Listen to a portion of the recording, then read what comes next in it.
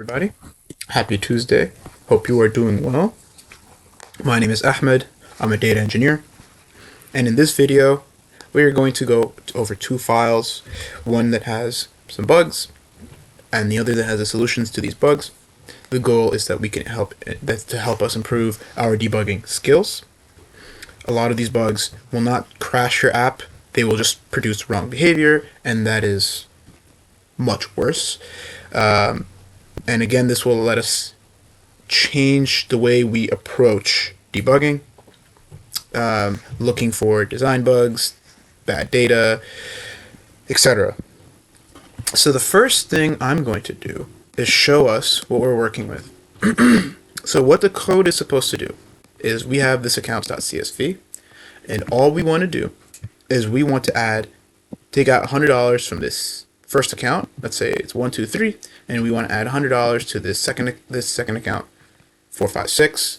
So we would expect to have $400 in here and $300 in here. And all we want to do is we want to record that transaction, record which account we took money from, and what money we are adding it to. And that's the goal of this script right here. This one is going to be our code with bugs, and then the reviewed pie is the code with all the solutions. So I figured it makes more sense to have these side by side so we can just compare them. If we look and we try to run Python bank.py, I just picked a generic name there. We look here and we see, on line 38.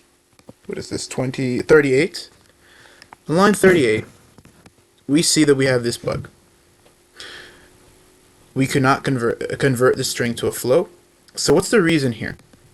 Well, if you see here, what this code is doing, this bank account of row 1 and float of row 1, is we're taking these header rows, right, this account ID and its balance, and we're trying to take the float of them. The float just means you're trying to take the decimal version of these, and you can't because these are not numbers.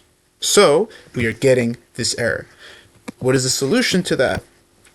The solution to that, if we look here and we go to our load accounts, the solution to that is to use a method of our CSV import or class, or package I should say, called dictionary reader. Our dictionary reader, it automatically skips these headers. And if we look here, that's what we do. And this uses our header row. We don't have to do anything else after that. So that's one error. The next thing is, if we look at our code right here, the csv.reader open file path with this R here, this is not something easy to catch until you realize what it means and if you know what it's doing.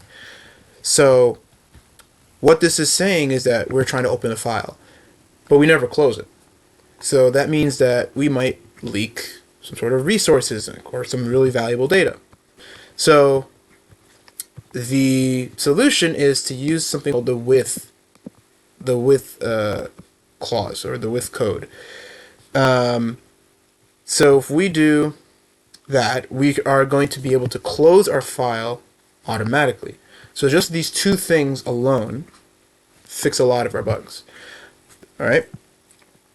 Now, just to clarify some things, we use some very clear class names. A class is just like a blueprint in your code. And we use this class of bank account because the balance is a state that lives over time. We use a class like bank because it manages a group of accounts and operations between them. And then we use multiple functions, so each one has one job. We just load accounts, get accounts, etc. And then we use if statements that let us define our business logic. If an account exists, if we have enough balance, we have a successful operation, just as an example. And so we saw the first bug, the header row was not skipped. The second one, as we said, is the file opens but it never closes. and that's something we had to clean up. And so when we use this with keyword, Python will automatically close even on errors, and we don't have any issues there. The next thing is this lock, this lock right here. So if we go, and we should look for lock. So we have this thing called self.lock, is threading.lock. So in theory, this will protect us, protect our threads, protect our code itself. So this is declared, but because we don't use it, it doesn't really do anything. So our goal there is to have something called thread safety, but we have it and you don't use it, we don't really get anything out of it. So the key is that we're going to have to use a try catch block or try except block, which means that we will wrap our code in something that accounts for errors. So that's really all that it means. Cool. The next thing, the next bug is a mutable, something called a mutable default argument. So the intention is to provide like a default fallback, and if I look for account is equal to account, I'm looking for, there we go. So if I go to get account, I just want to compare these two things together. If we look here, we have this thing called default account, and what's going to happen here is this is going to run successfully, but we're going to get the same list object reused across calls. Now, what does that mean in English?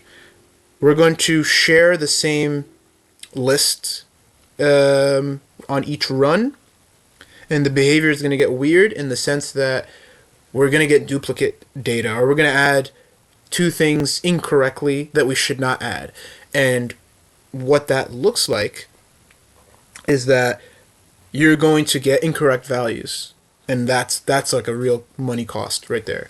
And so again, like, that's where the mutable default argument, that's what it means. Mutable just means not changeable.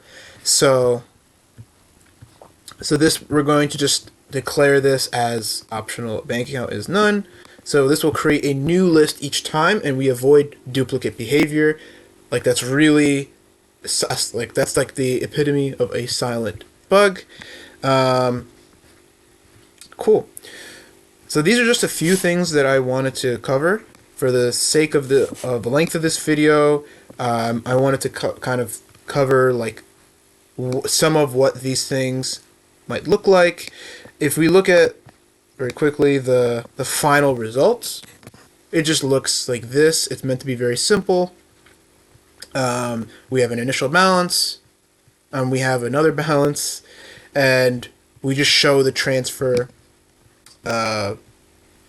of money from one balance to another. And that's all we really want to do here. And the only way you can do that is by fixing these bugs, right?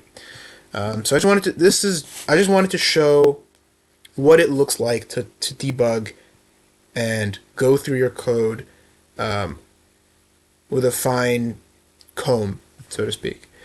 If you found this beneficial, follow along. I plan to make more content in the future. I might even continue debugging this file or debug other files in the future, other code in the future. And I think this is a very important skill. It's always important to read your code and really know what it's doing on a deeper level. These are ultimately like design decisions. You might move very fast and just get code from somewhere, or you have this idea without really thinking of the consequences. And so the goal is that you spot risks early. Every bug pattern that you understand today is one less outage or issue that you ship tomorrow. And now I challenge you to find some of these bugs on your own. I'm going to leave a link to the description at the end of this in this post. This practice will help you level up much faster than just passively watching this video or any others. And I'll see you in the next one.